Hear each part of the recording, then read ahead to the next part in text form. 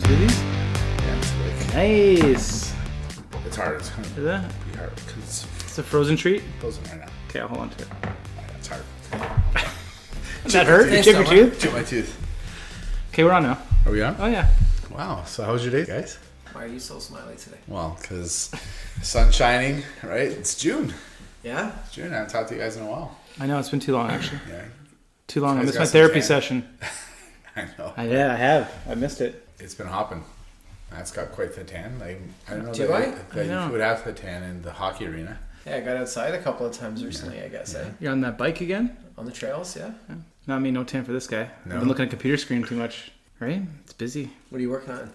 I don't even What's know. the big thing? High school principal, June? Well, scheduling, staffing. Yeah? It's a big one. Hiring. It's exciting, It's a great though, right? time. Because you great get to to hire. see like who's coming in and you It's get awesome. some new blood, right? It's awesome. Yeah, exciting. we're in a great position where people are getting jobs. Yeah, it's It's a awesome. nice time to employ people, right? Because you don't have to. We've lived through a time of retraction. So people are losing jobs. We have the conversation of you actually got to leave. We're having now. It's like open season. Like, who Or- wants to come?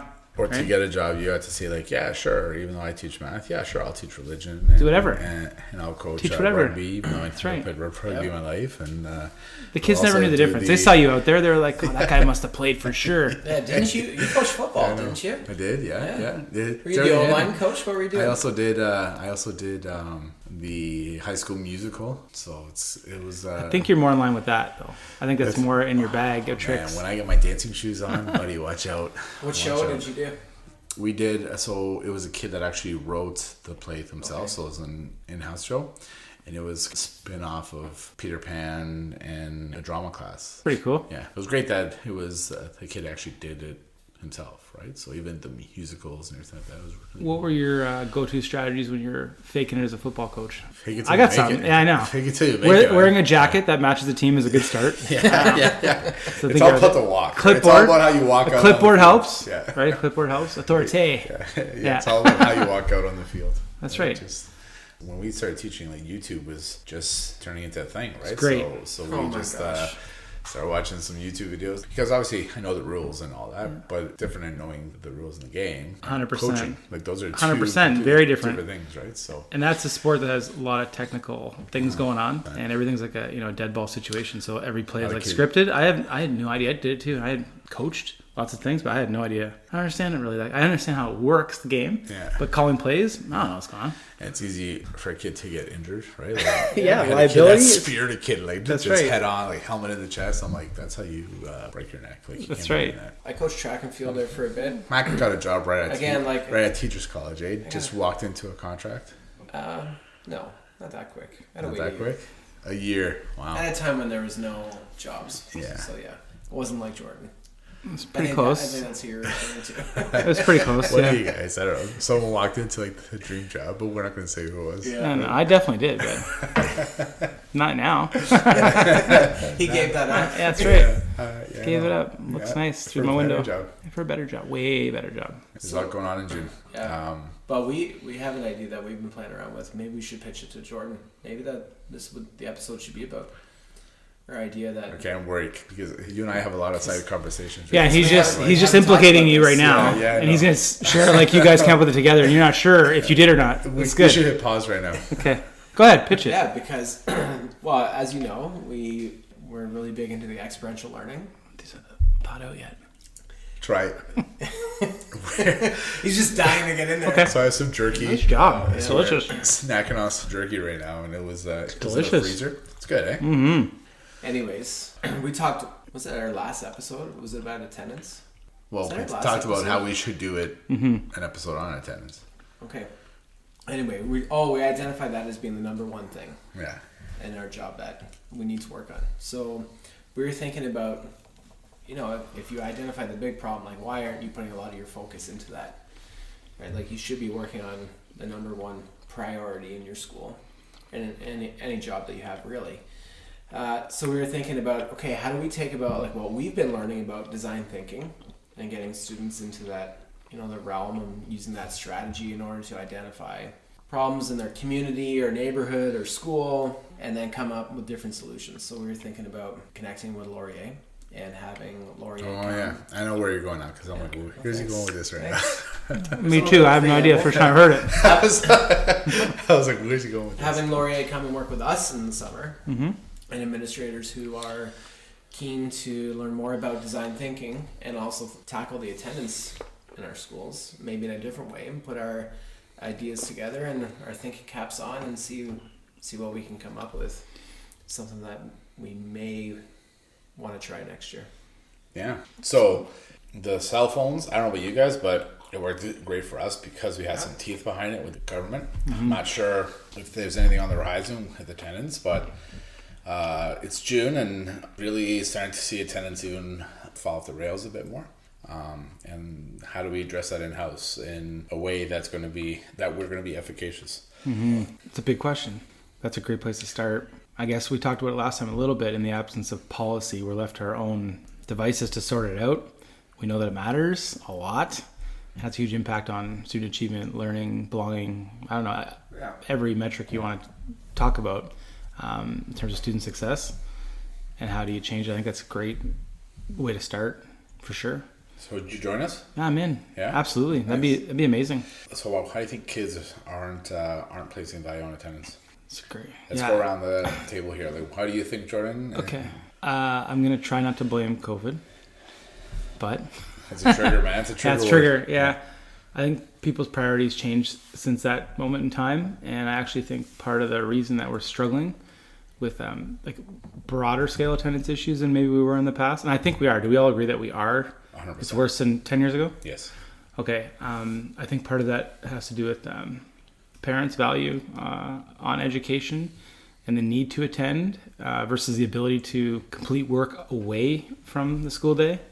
It's a big wait. shift. So you're saying, hold on a second, just to clarify, because I want you to get any kind of trouble here, okay? Yeah. When you say the parents' value on education, are you saying that the parents aren't valuing education? I mean, the importance of attending in-person learning. Okay. I have to clarify. Thanks for that. Okay. Yeah, Save me from something. I got your back, bro. Thank you. I appreciate that.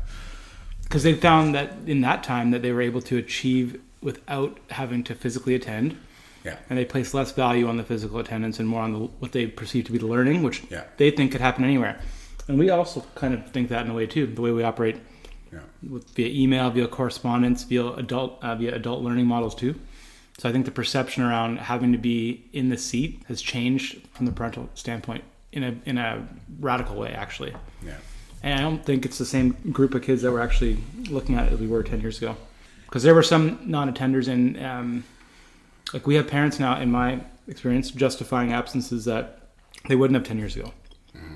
Why can't you just do it on the learning platform? Or can you just send it to an email? Or all these other little things, like instead of really believing that they need to be in class to get the learning. That's a huge thing to overcome, in my opinion. Yeah, you stole my thunder, I guess, but... I'm bringing the lightning then. Yeah, just add on to that in a small way. I think like some classes cater to that too, based on like, you know, parents wanting everything posted for their students so they can go and review it at home or have access to the learning materials, like the lesson and the resources a teacher may have used. And I think that there's been a push for us to provide that for them. In a lot of classes, our teachers are required to have a learning platform that's used regularly where they put information on there for students. And I think that it's kind of backfired in a way where they see that they can just access some of that learning online, and it's not a lesson. It's not the same as being in a classroom. Right. You're not developing, you know, global competencies. You're not interacting with your classmates. You're missing the nuances of the lesson if you're just reading the PowerPoint slides. Like, you're missing all those conversations, and you're not giving your teacher an opportunity to evaluate the learning process. They're missing opportunities to have a conversation with you or observe your learning, right? And I think that it's damaging. And I feel like parents and students think as long as they just have the lesson online, I can just look at it and complete that work that's needed and submit it for full grade. Right? And we're set up like that, really. And I think that parents and students have that expectation because that's what their experience has been. Yeah. That the final grade or the assessment or the report card is just based solely on product. So if teachers are triangulating, like we in Ontario call it triangulation of data, where you're assessing observations, conversations, and product or student work, or if you're using your conversations and observations to also inform the mark that they're going to get on the product, then yeah, like the expectation, like parents will have that understanding and expectation that their child has to be in school. I don't know about you guys, but quite often I'm talking with a parent or a student about attendance, and they're like, what's the problem? Like, I have a 75 in that class. Right. And you see how many absences, and it's like, you have 60 absences. Like, how do you have a 75 in that class? Well, it's clear that that class grade is only focused based on student work, which then another kind of kink is that teachers are now struggling with AI and their assessments. They're like, well, how do I know that a student's actually doing? Like, it's so hard to have kids work on projects. Like, some are resorting back to paper pen in class. Yeah. They have to observe them doing it, which is great. It's the first step into that triangulation piece, but they're not really triangulating. They're just making sure that they're there, working there, and they can't take the work home to kind of ensure that it's actually their work and not AI's. But if you're triangulating all throughout, you don't have to worry about AI. I sometimes feel for parents because they're kind of getting mixed messages too, right? Like, if a kid's not there, but they're accessing on their learning platform the work and they're submitting it with or without the help of AI, and they're doing well, and the grades that are being posted are well, so why change, right? Yeah, there's a lot to unpack with all that. So where does the teeth come from? Does it come from either having like stricter guidelines on attendance? Like, I know when we went through school, you had a certain number of absences you were removed from the class, and like you couldn't come back, you basically failed it. Or does the teeth come from having the license to assess participation in class? Maybe that's the better angle. Maybe that's the angle that we're going to push, because then there is some professional judgment on how much someone participated in class, and that could be factored in, like you said, through observations and conversations, to account for some of that attendance portion of the mark. In some classes, that's inherent in the programming. Like if you're building something in like a technology class, like you got to be there to do it. Right. Phys ed class, even like you got to be there to say that you had daily participation, right? Right. So some curriculums have that baked in. Science, even, right, with the labs. But yeah, how do we get that? Those, how do we get that baked into to everything? And how do we like emphasize that attendance matters? Beyond that, it's like a huge learning skill. It's a job readiness skill. Like, there's no jobs, whether you're on remote, whatever job you have, like, you need to show up. If that means even online, you got to show up. You got to show up. Like, no matter what you're doing, you need to show up. So to say that you don't need to show up and you can just do it later, it's not a great message, right? But that's the mixed messages that people have been getting, I think. Right. You're right. And it was born definitely out of COVID, maybe prior to that a little bit as well, but definitely since then. Yeah. That's been the messaging. And even from us as administrators, how can we help this kid get the credit? And there's always, it seems like there's always extenuating circumstances, and you do have to honor those. But the overriding message is, how can we help this kid get across the finish line, even though we know they've missed so much work. So we're giving a mixed message on it, for sure. Because I don't think we feel we have the teeth to go a different direction. That different direction, I feel sometimes it's a life lesson that a kid's going to encounter in the real world, right? If you're not showing up, you're not going to get paid. You're going to get let go. You're not going to have the opportunities. But changing the assessment, is that going to do it? Is that going to entice students to get there? Changing what our assessment practices are. I'm not really sure that that's the answer that we're looking for either right now, right? So you're talking about like more natural consequence down the line, right? Okay, how about throw another wrinkle in? Yeah. Okay, so we know that later on students can rack up a bunch of credits through alternative measures, right? Yeah. And they're able to do that. So then my question is, why are we even ever failing a kid? Why are they ever failing a credit? What does a high school diploma, maybe this will get me in trouble. What does a high school diploma do if all your marks are 51 pass? Like, what can you do with that if you've got... Not much. Correct. So what's this whole idea that like we need to... Like, what does 51 mean? That's not going to get you into any other program. It's getting you a diploma that you can go join the workforce, which you could with 70s or 51s. So why do we feel so tied to credit accumulation? And because sometimes we hand them out liberally later anyway. And in grade school, K to 8, we're very liberal with people progressing through grades. And then all of a sudden we stop being liberal. Right. Grade 8. I don't know. That's a great question. I think the notion is that you gotta start somewhere. Right. Like, What if attendance is tied it better to to do it in high school where you see like, okay, crap, now I actually gotta attend. I gotta try because I can fail, so that they're not paying tuition and experiencing that failure for the first time, which is not just a credit deficit or credit failure, but it's also a financial loss at the same time. And to have that for the first time that you're experiencing that, I think is a bit... For sure. What if it's tied to attendance? Like if you attend 75% of the classes, you automatically pass. Right. Maybe Right, that'll because get by people... proxy, it's like osmosis, right? That's right. High concentration, low Well, concentration. but because like we you're actually, sitting there, we you're probably, learning, we like- believe that to be true. I bet you if you look at the attendance patterns, I would bet you that if people attend 75% or more, they're passing. Maybe more. Yeah, totally. It's hard for you to be in an area and not learn. Like if That's you're right. there present and cell phones are away, like you're... Yeah. And you're getting support It's from hard the to not teacher. learn something, right? That's right. So I read recently, do you know what the number of classes is where it actually impacts your achievement? No. The number of missed classes. It's 8. Wow. Starting at 8, your achievement actually is decreased, right? So think about all the students that we have that have greater than 8 absences in a class. And now, they may be submitting work, right? And doing well because they're getting it from other sources, so they're getting it online. But actually, we're not servicing our students very well if we're not keeping them in class either, because they're not really prepared in the same way. Do you think, so other things have come to us over the years, a lot of models have been tried to remedy this, even pre-COVID. Do punitive measures, is that the answer? Is it part of the answer? Not for everyone, Right. right? And It's not it's a case-by-case basis, right. right? So we've abandoned strategies that tried that before COVID because they weren't working. Right. Because they didn't yield the result they thought they would. They actually would have someone's whole salary for a year. A teacher basically tied to tracking students down, monitoring their attendance, and if they didn't attend, they have a program where they'd have to go to for truancy intervention. And even before COVID, they abandoned it because it wasn't worth the effort. Because some of the students that were chronic non-attenders at that time, it didn't work for them. So maybe it's part of the toolkit, but how much of it is that?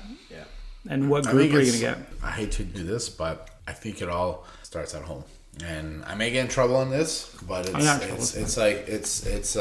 think it starts at home. Like we're at a point in education where we have the safe arrival, and it's as soon as your child is absent, like you're getting either an email or a text and I don't know how many conversations I've had where parents are like, oh yeah, no, it was getting way too much. Like, can I actually unsubscribe or can I, or they block it or they, right? And then you're removing yourself from that monitoring, being part of the team and trying to ensure that that child is successful, right? And I have teenagers at home and they're scared to death that they're going to be absent or late. And even prior to me getting a call, I'm already getting a text from them saying like, hey dad, just so you know, here's what's going on. And I don't think I'm unique or I don't think I'm special and I don't think our kids are exceptional either.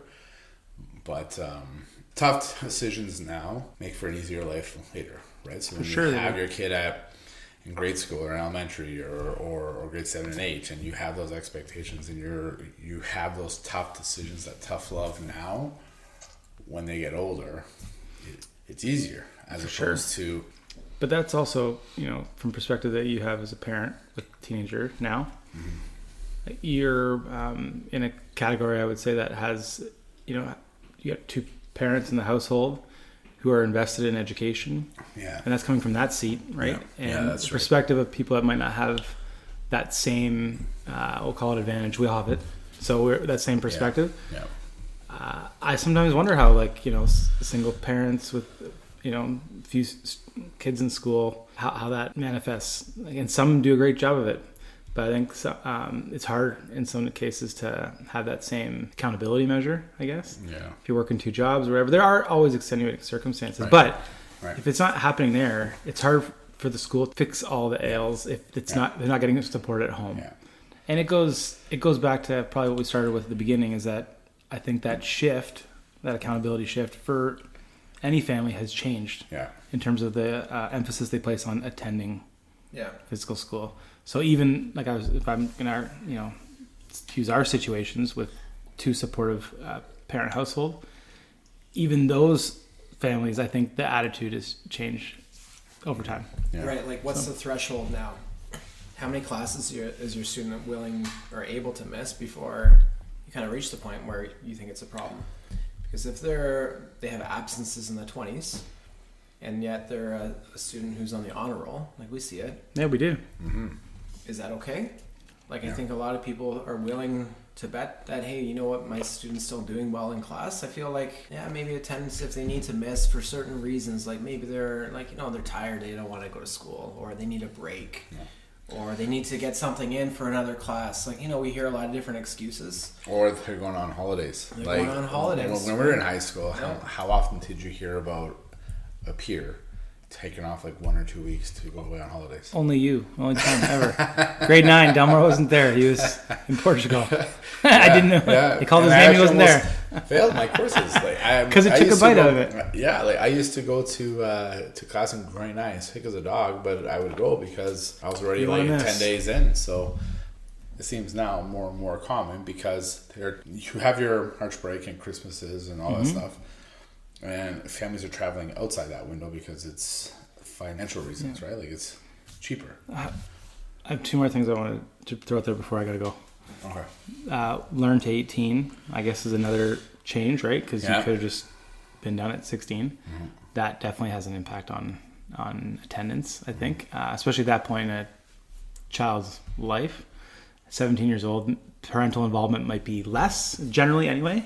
So they're letting, their students just call the shots, 16, 17, 18-year-olds, right? Yeah. So they're making choices to not attend. We see a lot of that right now. Yep. Kids like, I'm not done. Yeah. And the parents are less involved because you have a consequence of your own decision. But there's not many consequences because they're still doing well. Right. So sometimes I think maybe the question I have for you is really like, did we kind of create our own problem a little bit too? Yeah, of course we did. There's it all plays a role, right? I guess I'm wondering is, do parents know how important attendance is? And how do we as a school communicate with home to say your child needs to be here each day? And when you're missing upwards of 20 classes like that does have an impact. I'm with you. But I still think at the end of the day, there's got to be some skin in the game for them to believe that. Absolutely. Because you could just say it, it's great, it's good for you, but that's not going to make the next, make the move. So you need something. In the absence of policy then, Yeah. what is there? That's what the think tank's going to be for. That's right. Yeah. Stay tuned. Stay tuned. Stay tuned. Collaboration across the nation with Laurier. That's it. Right? Is that booked? Or is it just a Well, little I baby asked, idea? Like a little... It's a pipe dream. I asked Matt to reach out, but I don't know if you have already or not. I got the contacts. Okay, good. Yeah. That's awesome. Love it. Okay. Okay, no vibe check. You gotta go though, right? Yeah, I gotta go. 'Cause, The vibe next time. we'll check our vibes. Okay. Okay, man. Good. Good job, guys. Good. That was the best sign off we've ever done. Good job. No sound effects. I had No sound effects. I came with the Like, lightning I'm joke. surprised- Came I'm with the lightning surprised- joke. I'm surprised Yeah, we that didn't you add had. to it.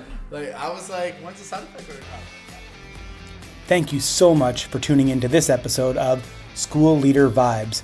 We're incredibly grateful for your time and your contribution to shaping the future, one student at a time.